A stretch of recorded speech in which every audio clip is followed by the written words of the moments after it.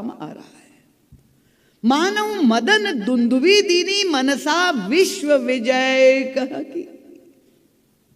अब प्रभु लक्ष्मण जी को कह रहे हैं, और ये लक्ष्मण जी महाराज उनका स्वभाव जानते हैं, प्रभु की रक्षा के लिए बिल्कुल सचेष्ट ऐसे तत्पर होते।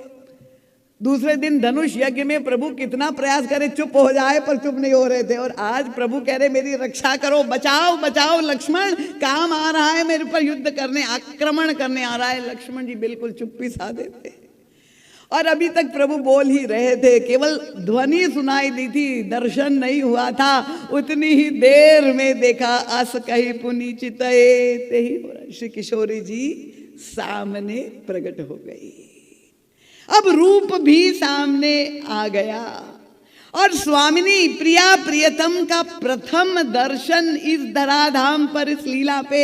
और क्या स्थिति हुई, अभी तक जहां ध्वनि से प्रभु के हृदय में रस उत्पन्न हो गया था, जब दर्शन कर लिया सामने श्री सीता जी प्रस्तुत हो गई, तो प्रभु की स्थिति क्या हो गई। गोस्वामी तुलसीदास जी अब उपमाएं ऐसी उड़ेल रहे, उनका अस कही पुनि चितये ते ही हो रहा। सिय मुख शशि भय नैन चकोरा। चंद्रमा और चकोर, श्री किशोरी जी का मुखमंडल पूर्ण चंद्रमा की तरह दे दीप्यमान, और प्रभु के नेत्र चकोर बन गए।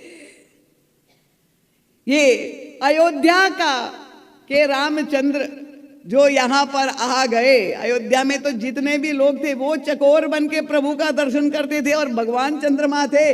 पर ये रामचंद्र अयोध्या के जब मिथिला में आ गए तो वे स्वयं चकोर बन गए, श्री किशोरी जी के मुख चंद्र का दर्शन करते। और फिर अब भय विलोचन चारे व चंचल, क्या दिव्य मधुर रस है। प्रिया प्रियतम दोनों एक दूसरे के दर्शन कर रहे हैं।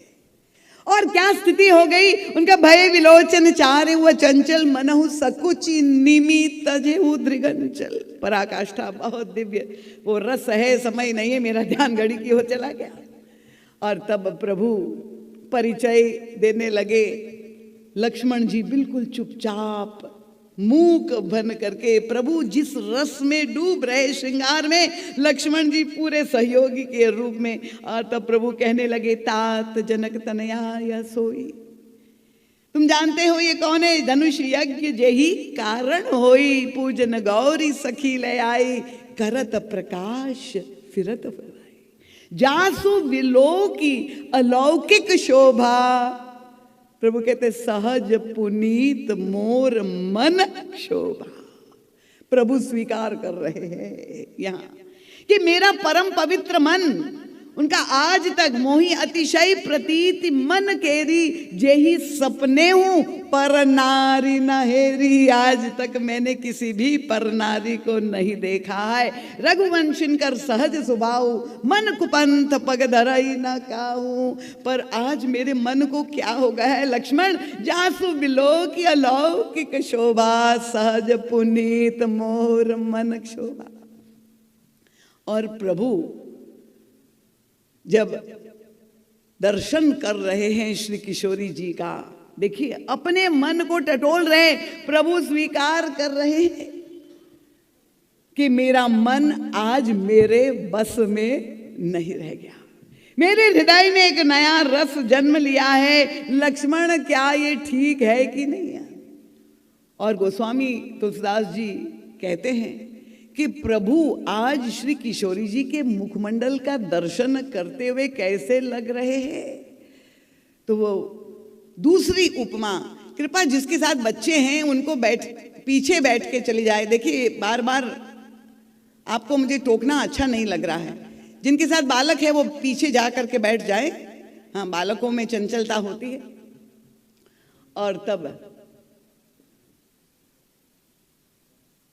भगवान श्री राम ने लक्ष्मण जी से कहा बाद में कि लक्ष्मण ये बताओ, तुम सदैव तत्पर रहते थे मेरी रक्षा के लिए, आज कामदेव मेरे पर आक्रमण कर रहा था और तब तुमने बिल्कुल चुप्पी साधी, तुम बोले नहीं, कुछ मेरी रक्षा में सामने नहीं आए।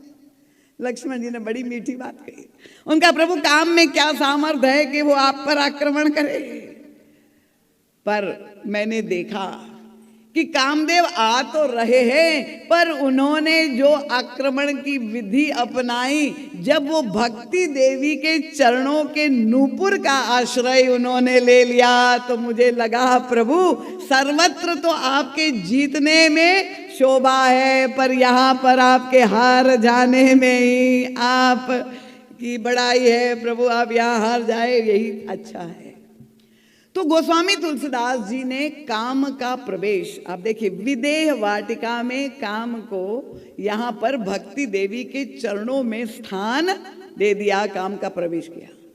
पर महर्षि कहते हैं कि आप अगले दिन, फिर वो दिव्य मिलन का प्रसंग है, वो तो अभी चर्चा का विषय नहीं है।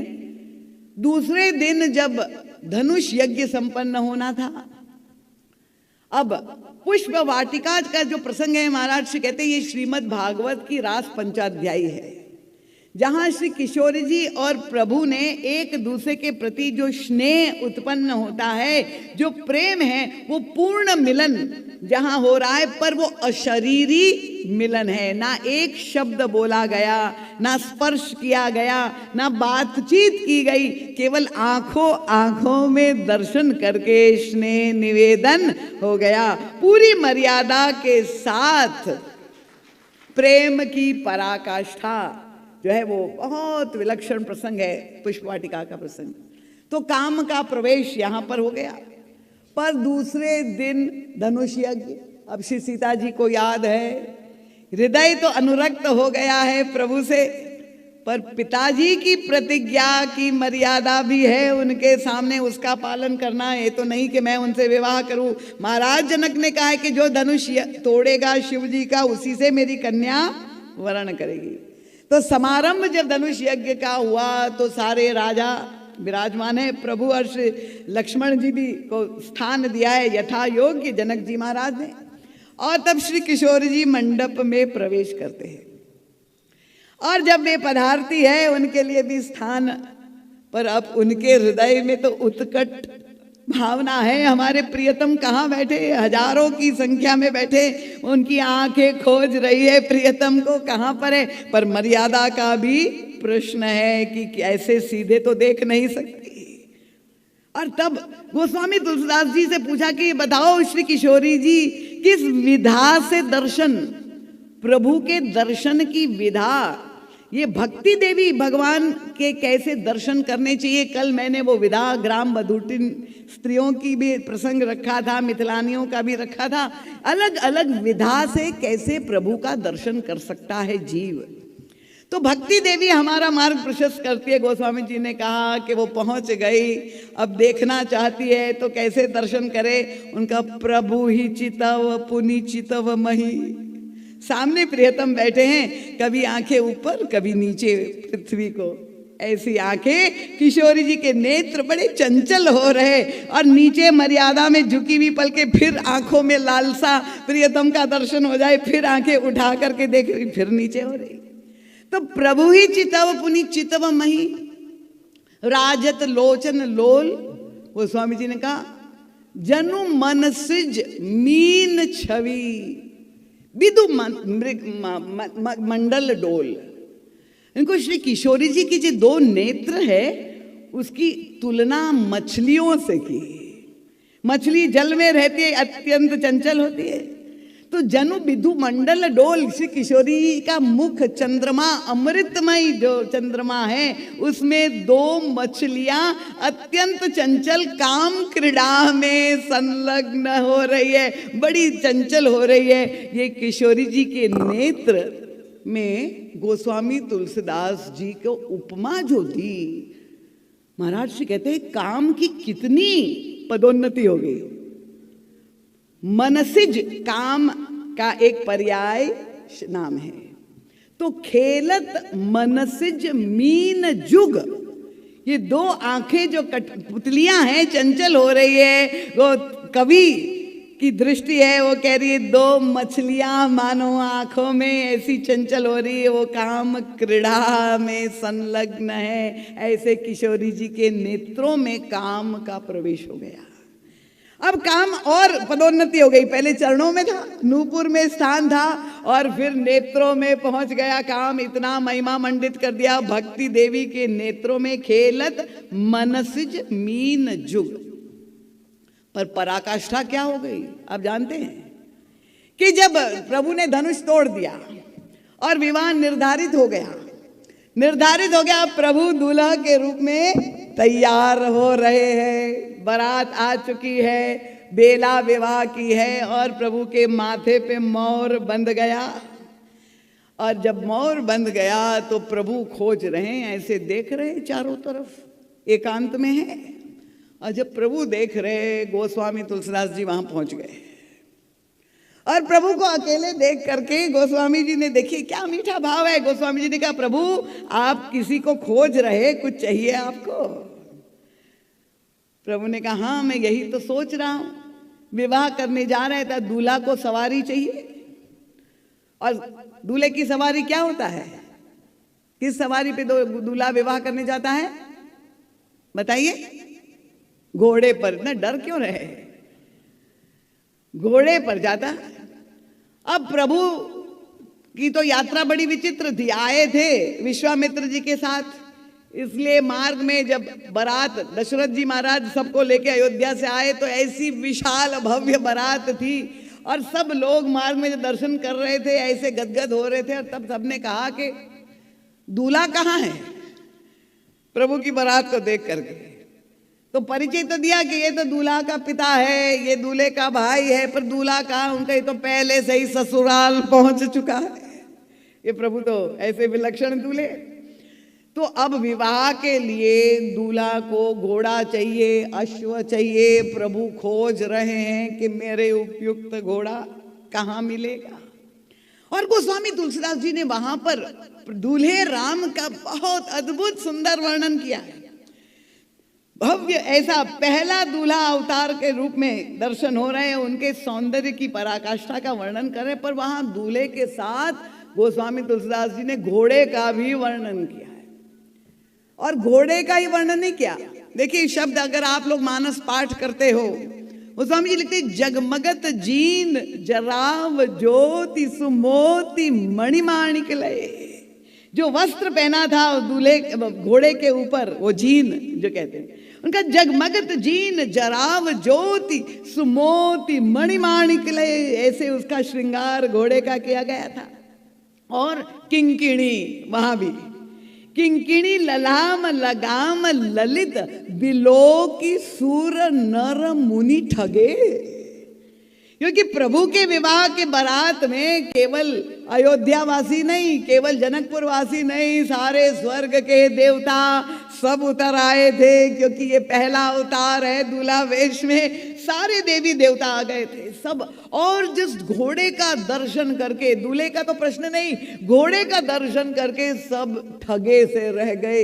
इतना सुंदर घोड़ा, ऐसा उछल रहा था, ऐसी उसकी तीव्र गति, शक्तिशाली, इतना चंचल। अब घोड़ा कौन सा अच्छा होता है? आपने देखे होंगे जैसे रेस के घोड़े बड़े बड़े, कितने ऊंचे। शक्ति का मापदंड विज्ञान में आज भी क्या है? Horse power. घोड़ा अपनी शक्ति के लिए जाना जाता है, और गति के लिए इतनी तीव्र गति हो, और ऐसा फुर्तीला। गोस्वामी तुलसीदास जी ने उस घोड़े का वर्णन किया, इतना सुंदर चंचल घोड़ा, ऐसा दिव्य उसका जो है शरीर। तो आश्चर्य हुआ कि ये घोड़ा आया कहां से। अब मान लीजिए कोई घोड़ा हो, बड़ा सुस्त है, शिथिल हो, धीरे धीरे चल रहा हो, तो आप कहेंगे घोड़ा है कि गधा है? तो दूल्हे के लिए जो घोड़ा, और हमारे राम जब दूल्हे बने हैं तो ऐसा घोड़ा चाहिए उनके अनुरूप। तो गोस्वामी तुलसीदास जी ने प्रभु से कहा आपको घोड़े की आवश्यकता है? प्रभु ने कहा, उनका प्रभु मेरे पास एक घोड़ा है, और आप उस घोड़े का सदुपयोग कर लीजिए। प्रभु देखिए, ये है संतों के पास वो युक्ति, और वो केवल अपने को नहीं, वे सारे संसार के प्रत्येक व्यक्ति को निमंत्रण दे रहे हैं कि आज प्रभु विवाह करने के लिए जा रहे हैं, उनके पास, उनको घोड़े की आवश्यकता है। अगर आपके पास ऐसा अश्व हो, और वो अश्व कौन है? वो स्वामी तुलसीदास जी कहते हैं कि ये हमारा मन जो है, जो स्वभाव से इतना चंचल है, मन का पुत्र ही मनोज है। और व्यक्ति पूरा जीवन प्रयास करता है पर ये मन की चंचलता समाप्त नहीं होती। मन में जो गति है, कितनी तीव्र गति, मन के समान गति किसी में नहीं। तो गोस्वामी तुलसीदास जी कहते हैं कि ये हमारे मन रूपी घोड़े पर हम लगाम नहीं लगा पा रहे। वही बार बार समझाते, संयम करने का प्रयास करते हैं पर वो घोड़ा हमारे बस में नहीं रहता है। वो इतना चंचल है, इतना भागता रहता है, इतना शक्तिशाली है। और ऐसा घोड़ा जो बड़े बड़े योगियों के भी प्रयास से, उनके जीवन भर योग साधना करते हुए भी ये मन रूपी अश्व किसी के कंट्रोल में, नियंत्रण में नहीं आया। गोस्वामी जी कहते ये अवसर है आपके पास कि ये मनोज, गोस्वामी तुलसीदास जी ने, काम की स्थिति क्या है? को जग काम नचावन जेही। ये काम की समस्या सारे संसार को नचा रहा है। ये काम नारी विबस नर सकल गोसाई नाचत नट मरकट की। नारी सौंदर्य के वशीभूत होकर हर एक व्यक्ति बंदर की तरह नाच रहा है काम के इशारे पर, और काम सबको नचा रहा है। गोस्वामी जी के ये काम की समस्या का समाधान योगियों ने तो किया कि हम अपना जो मन पर संयम करेंगे और मन पर हठ योग से नियंत्रण करेंगे, वो कितना हो जाएगा। ज्ञानियों ने कहा रूप मिथ्या है, सौंदर्य मिथ्या है, नकार दिया, और वो नकारते रहे और एक दिन सुंदरता के ठग गई। बड़े बड़े ज्ञानियों के जीवन में भी इतिहास साक्षी है। पतन जैसी घटना ऋषि मुनियों के जीवन में भी मिथ्या रूप को बताते रहे और वो मिथ्या सुंदरता आकर के ठग गई। चाहे दृष्टांत तो आप जानते हैं, पाराशर ऋषि हो चाहे विश्वामित्र हो। और तब भक्तों ने उपाय निकाला, उनका प्रभु ये सत्य है, काम हमारे जीवन की एक बहुत बड़ा दोष है और हमको नचाता रहता है और हम बंदर की तरह नाचते रहते काम के इशारे पर आज अवसर है, अगर आपके मन रूपी काम मनोज, ये अश्व अगर आपके नियंत्रण में नहीं है तो प्रभु को घोड़े की जरूरत है। सौंप दीजिए आपके मन रूपी अश्व को श्री राम को। विवाह के लिए वो जा रहे हैं, काम को धन्य करने जा रहे हैं, क्योंकि विवाह के देवता काम है। और तब गोस्वामी तुलसीदास जी ने कहा कि ये घोड़ा, सबने पूछा कहाँ से आया? महाराज जनक ने व्यवस्था की, पूछा काना फूसी हो गई। जनक जी ने कहा ये मैंने नहीं दिया घोड़ा। दशरथ जी से पूछा, इतना सुंदर घोड़ा, और प्रभु उसको नचा रहे हैं। गोस्वामी जी ने कहा प्रभु देखिए ससुराल में अनुत्तीर्ण ना हो जाए आप, ये चुनौती है आपके सामने। मैं आपको एक ऐसा घोड़ा दे रहा हूँ, क्योंकि चलाने वाला भी होना चाहिए ना, घोड़े को नचाने की कला होनी चाहिए। अगर कोई बेवकूफ व्यक्ति अनाड़ी बैठ जाए तो घोड़ा पटक देगा, उसकी गति का सदुपयोग करना आना चाहिए। तो प्रभु को चुनौती दी गोस्वामी जी ने, मैं आपको ऐसा घोड़ा दे रहा हूं, याद रखिए आज ससुराल में आपकी परीक्षा है, आप अनुत्तीर्ण न हो जाए। और तब लिखा गोस्वामी जी, जनुबाजी वेश बनाई मनसिज राम हित अति सोई, आपने भय बल रूप गुण गति सकल भुवन विमोही।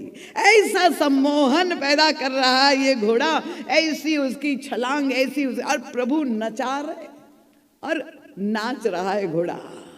धन्य हो गए भक्तों ने जय जयकार कर दी प्रभु की कि देखिए आज तक ये काम स्वयं आज घोड़ा बन करके राम की सेवा में उपस्थित हो गया। जनुबाजी वेश बनाई मनसिज, काम का नाम, ये घोड़े का रूप बनाकर स्वयं कामदेव आ गए राम की सेवा में। और तब सब लोग प्रसन्न हो गए। भगवान राम उस पर बैठकर जो नचा रहे, लोगों ने प्रभु के नाम की जयकार की कि प्रभु ये काम जो आज तक हमें नचा रहा था आज आपकी पकड़ में आ गया, आज आपके इशारे पे नाच रहा है। और जो सिद्धांतवादी लोग थे वो पहुंच गए। अरे तुलसीदास जी महाराज, आपने तो बड़ा अनर्थ कर दिया। क्या अनर्थ कर दिया? उनका ये तो कभी नहीं हुआ। काम और राम तो अनादिकाल से शत्रु है, विरोधी है एक दूसरे के, विपक्ष पार्टी।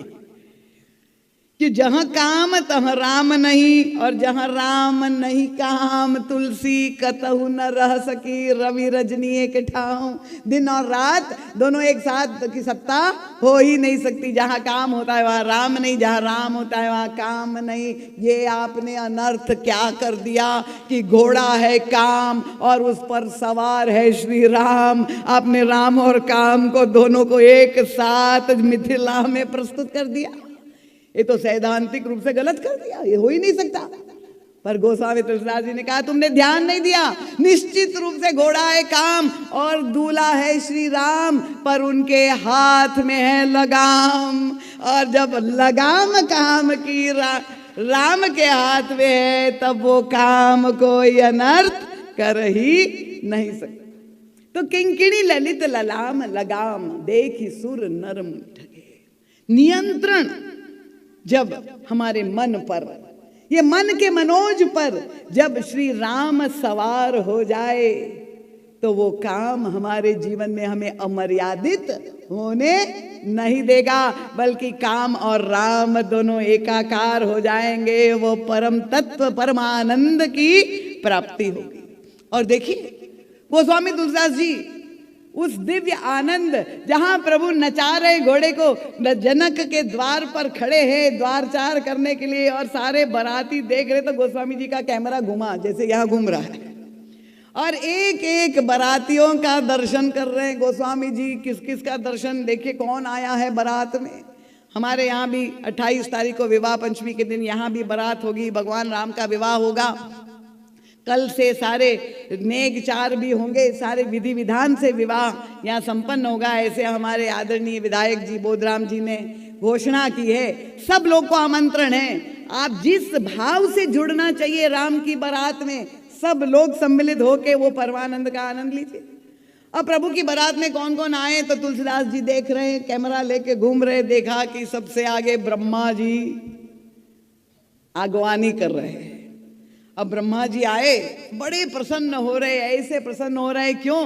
क्योंकि दूल्हा आज साक्षात अवतार के रूप में दूल्हा वेश में है, और वो दिव्य सौंदर्य प्रभु का ऐसा लग रहा है एक समुद्र सौंदर्य का उमड़ पड़ा। नेत्र की कलशी छोटी पड़ गई, पात्र छोटा पड़ गया। ये रूप, ये रस को कैसे पिए? जितनी भी ऐसा लगता है आंखें हो वो कम है। ब्रह्मा जी के कितने नेत्र है? वो चतुरानन है, 4 सिर है। कितनी आंखें हैं? कितनी? 8। बहुत अच्छा। यहाँ देवता वर्ग जागृत है। देवियां, आप लोगों का नाम नहीं आया है क्या? इसलिए सुषुप्त है आप लोग। आप भी चैतन्य हो जाए, प्रभु की बारात में सम्मिलित हो। 8 नेत्रों से दूल्हे का दर्शन कर रहे हैं ब्रह्मा जी, और धन्य हो रहे हैं। उनको लगता है अरे आज इतना पछतावा हो रहा है, 8 नैन जानी पछताने। बहुत कम पड़ गए नेत्र, ज्यादा होते तब और उस रूप रस माधुरी का पान करता। अब ब्रह्मा जी आगे देख रहे, पछता रहे हृदय से। उनके पीछे देखा, गोस्वामी जी कैमरा घुमा रहे, पीछे कौन है? सेनापति कार्तिकेय जी, देवताओं के। अब कार्तिकेय जी षडानन है, 6 सिर है। 6 सिर में कितनी आंखें हुई? 12 आंखें। बहुत अच्छा, गणित आप लोगों का पक्का है। 12 नेत्र से दर्शन कर रहे हैं।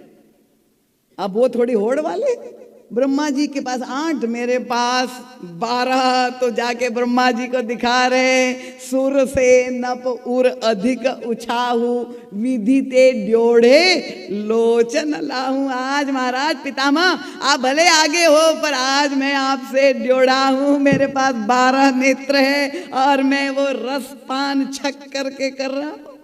खूब आनंदित हो रहे, दिखा रहे कि देखो मैं कितना भाग्यशाली, आपसे ड्योढ़ा हो गया आज।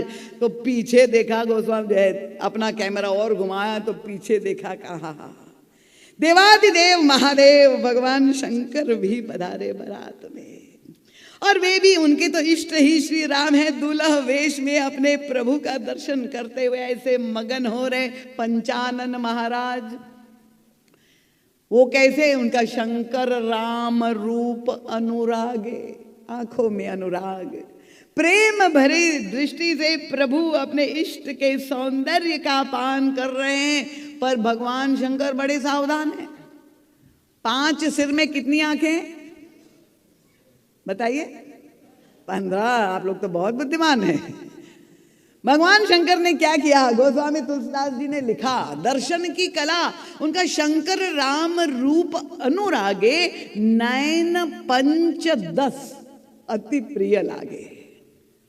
5 और 10 नेत्र उनको अत्यंत प्रिय, शंकर जी को अपने नेत्र अत्यंत प्रिय लग रहे हैं। तो 5 10 क्यों विभाजित किया 15 को? ये मर्म तो गोस्वामी तुलसीदास जी 500 वर्ष पहले लिख के चले गए, पर उसमें जो रस है, क्या तात्पर्य संकेत है, तो महाराज जी ही अवतार पुरुष के रूप में आए और समझ पाए। शिव जी से पूछा कि ये 5 10 का मतलब क्या? तो देखा कि पहले भगवान शंकर जैसे स्वभाव था, अपने 10 नेत्र से खोल करके देखा, जो तृतीय नेत्र ऊपर था उसको बंद रखा। क्यों बंद रखा? कि भाई उसको खोल देते तो प्रलय हो जाता है, इसलिए तीसरे नेत्र को प्रभु ने 5 सिर में बंद रखा। केवल 10 नेत्रों से दर्शन करके आनंद ले रहे थे, तो वो आंखों ने उलाना दिया शिव जी को। जो बंद थी उसने कहा, महाराज आज भी हमें वंचित करोगे, आज भी वो दिव्य सौंदर्य से हमें वंचित करोगे। और तब भगवान ने वो 5 सिर में तृतीय नेत्र को खोल दिया। नयन पंच 10 15 नेत्र से जब दर्शन करने लगे, पर देखा ये तो परम सत्य है, जो नश्वर जगत है वो नष्ट हो जाएगा, पर ये तो राम है। और तब उनका कोई हानि हो नहीं सकती थी। 15 नेत्र से और आगे बढ़ गए। देखो नेत्रों की होड़ लगी हुई। अब प्रभु शिव जी दर्शन कर रहे हैं, इतना आनंद मग्न हो रहे, 15 नेत्र से प्रभु का दर्शन कर रहे, पर वो प्रभु के ठीक सामने खड़े हुए तो देखा क्या कि वो घोड़ा इठला रहा है। जिसपे प्रभु बैठे थे वो शिव जी की ओर गए और बार बार ऐसा शिव जी के सामने इठलाता हुआ। तो शिव जी तो दूल्हे को दर्शन में डूबे हुए थे, घोड़े की ओर कौन देखे? पर वो बार बार जब शंकर जी का अब ध्यान आकर्षित करने के लिए प्रयास कर रहा है, तो भगवान शंकर का ध्यान क्या, ये ज्यादा क्यों इठला रहा है घोड़ा? और ध्यान से देखा तो ओहो, पहचान लिया, ये तो पुरानी पहचान हो हमारी, कौन के घोड़ा है कामदेव। और देखिए गोस्वामी तुलसीदास जी का दर्शन, कामारी और काम दोनों को एक साथ आमने सामने प्रस्तुत कर दिया। मूर्तिमान काम भी उपस्थित है और कामारी, भगवान शंकर का नाम कामारी क्यों पड़ा मालूम है ना? क्योंकि पहले कामदेव जब आए थे विवाह के लिए, देवताओं ने भेजा था, तो भगवान शंकर ने जो समाधि में थे अपनी तृतीय नेत्र को खोल करके काम को जलाकर भस्म कर दिया था, तब से उनका नाम कामारी पड़ गया। तो अब कामारी और काम दोनों आमने सामने, घोड़ा सामने चुनौती दे रहा है। किसको? साहस देखिए काम का कितना बढ़ गया। भगवान शंकर जिसने जला दिया था उनको वो आज चुनौती दे रहा है। उनका महाराज उस समय जला दिया था, आज जला कर देखो तो जाने। कामदेव भगवान शंकर को कह रहे आज जला दो तब तो हम जाने। भगवान शंकर बहुत आनंद लेते हुए कहा जरा दूल्हे को हटाओ तब न जाने। आज दूल्हा रूपी राम तुम पर सवार है, आज तुम धन्य हो।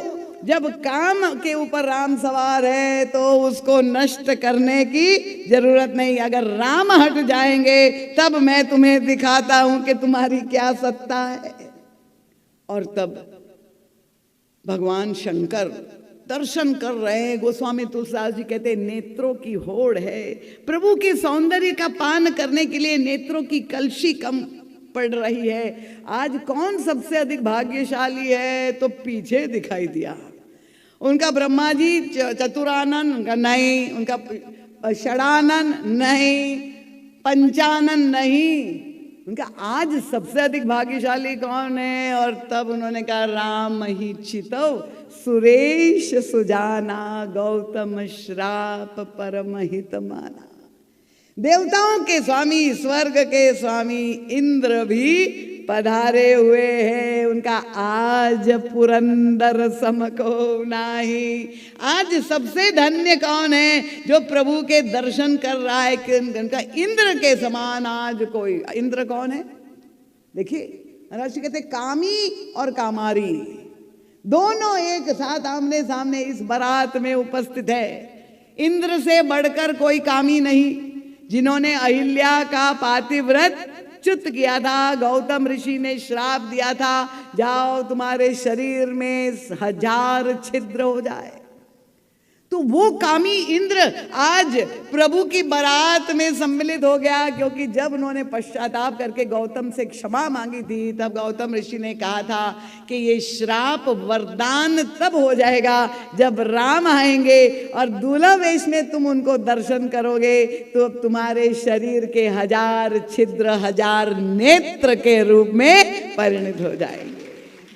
उनका आज पुरंदर समको नाही। कल क्या हुआ और कल क्या होगा मैं नहीं कह सकता हूं, पर आज सबसे बड़ा भाग्यशाली कौन है? उनका इंद्र है, जो 1000 नेत्रों से प्रभु का दर्शन कर रहा है, उनके सौंदर्य का पान कर रहा है।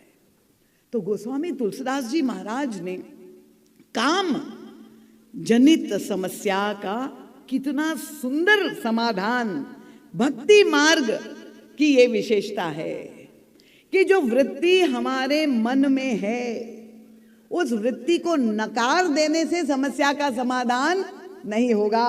क्योंकि व्यक्ति के मन में रस की पिपासा है, उसको सुख मिलता है, रस चाहिए, पर ये मन की जो रसिज्ञता है, मन की जो चंचलता है, अगर संसार की ओर मुड़ेगी तो निश्चित रूप से वो पतन का कारण बनेगी। क्योंकि आपको विषय परायण, आपको भोगवादी बना देगी। जैसी पाश्चात्य संस्कृति है, भोगवादी संस्कृति है। पर हमारे ऋषि मुनियों ने ये जो साधना के विभिन्न मार्ग बताए, भगवान राम ने ये गृहस्थ आश्रम को स्वीकार करके काम का संयमन और काम का सदुपयोग कैसे करे कि काम राम को मिलाने वाला हो जाए, ना कि काम और राम शत्रु बने। तो इस तरह से विवाह प्रसंग के द्वारा गोस्वामी तुलसीदास जी महाराज ने गृहस्थ आश्रम में भी व्यक्ति रह करके अर्थ और काम का सुख भोगते हुए वो कैसे राम से एकाकार हो सकता है, ये विभिन्न जो हमारा पथ प्रशस्त किया है, वो कुछ सूत्र आपके सामने रखने का प्रयास किया। क्योंकि बहुत अधिक विलंब हो गया है, आप लोगों को दूर तक जाना है। कथा के 4 दिन और शेष है, उसमें विवाह के जो वर्णित गोस्वामी तुलसीदास जी ने विभिन्न रीतियां हैं, जो कन्यादान है, पद प्रक्षालन है, सिंदूर दान है, बारात में जो जेवनार है, ये विभिन्न परंपराएं जो वर्णित है, जो आज भी चल रही है, वो लोक रीति, वेद रीति, उस सब का युग तुलसी परम पूज्य गुरुदेव ने व्याख्या की है कि किस तरह से ये विवाह का समारंभ, ये गृहस्थ आश्रम हमारे लिए धन्य हो सकता है। इन शब्दों के साथ आप सबके प्रति बहुत बहुत साधुवाद। महाराज जी का सद साहित्य अगर आप पढ़ना चाहते हैं उपलब्ध है। अगर आप आजकल के आधुनिक मीडिया, इलेक्ट्रॉनिक मीडिया चैनल के द्वारा महाराज जी की कथा सुनना चाहते हैं तो यहाँ दोनों तरफ लगा है क्या वो चैनल जो महाराज जी के हैं, जिसमें नित्य प्रति यहाँ मेरे दाएं और बाएं ओर यहाँ पर 2 यहाँ फ्लेक्स लगे हैं, जिसमें महाराज श्री की चैनल आप लोग उससे जुड़ सकते हैं, उसे YouTube के द्वारा कथा श्रवण कर सकते हैं। नित्य प्रति नए नए प्रसंग का वर्णन है, वहाँ पर वो QR जो है उसका लगा हुआ है, सारी चैनल खुल जाएगी। आप उसको सब्सक्राइब कर सकते हैं, लाइक कर सकते हैं, कथा का रोज श्रवण कर सकते हैं, महाराज जी की कथा का दर्शन अपने घर बैठे कर सकते हैं। इसलिए ये भी व्यवस्था की गई है। तो ये आप सबके चरणों में बार बार नमन वंदन प्रणाम करते हुए भगवान के नाम का जयघोष पूरे उत्साह से करेंगे। रामायण जी की आरती होगी, आरती करके प्रसाद लेकर के आप यहाँ से प्रस्थान करेंगे। और पुनः निवेदन आप सबसे है कि जो कथा के रसिक हो ऐसे श्रोताओं को अपने साथ आप कथा प्रसंग में अवश्य लाए, ताकि ये आपकी जीवन उपयोगी संदेश जो यहाँ पर दिया जा रहा है उसे आप लाभान्वित हो सके। विवाह प्रसंग की चर्चा के द्वारा सामाजिक जो एक बहुत बड़ा व्यतिक्रम उत्पन्न हो रहा है, जहाँ हमारी युवा युवती संबंध विच्छेद की जो समस्या बढ़ गई है और विवाह के संबंध टूट रहे हैं, तो किस तरह से हम अपने बच्चों को सुसंस्कृत करें, उनको समझाए, ये विवाह की परंपरा उसमें जो सिद्धांत और दर्शन है उसे अवगत कराए, ताकि उनका सुखी वैवाहिक दाम्पत्य जीवन हो। यही प्रयास है। इसी उद्देश्य से इस कथा का आयोजन हमारे आदरणीय विधायक जी ने किया है। तो आप सब भगवान के नाम का जयघोष करें। बोलिए सियावर रामचंद्र भगवान की जय। जयकार तो कम से कम हाथ उठा के उत्साह से करें, ठंड भाग जाएगी आप। बोलिए गोस्वामी तुलसीदास जी महाराज की जय। सत्य सनातन धर्म की जय। भारत माता की जय। बोलिए सद्गुरुदेव भगवान की जय।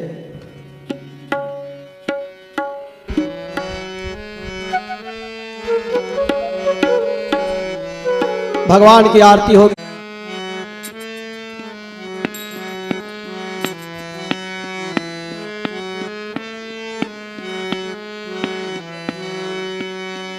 आरती श्री रामायण जी की, आरती श्री रामायण जी की, कीरति कलित ललित सियपे की, आरती श्री रामायण जी की।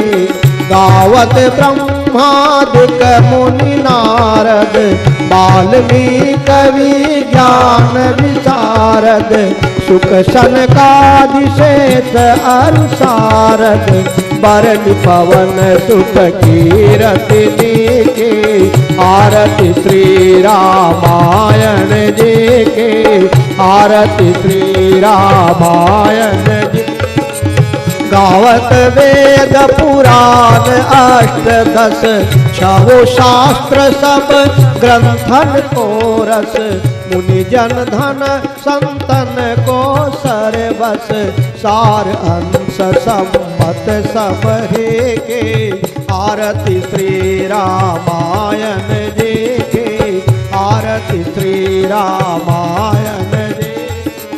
गावत संतत शंभु भवानी, अरुघट संभव मुनि विज्ञानी, व्यास आदि कवि बरज बखानी, काग भुसुंड गरुड़ के हिय के, आरती श्री रामायण जी के, आरती श्री रामायण जी।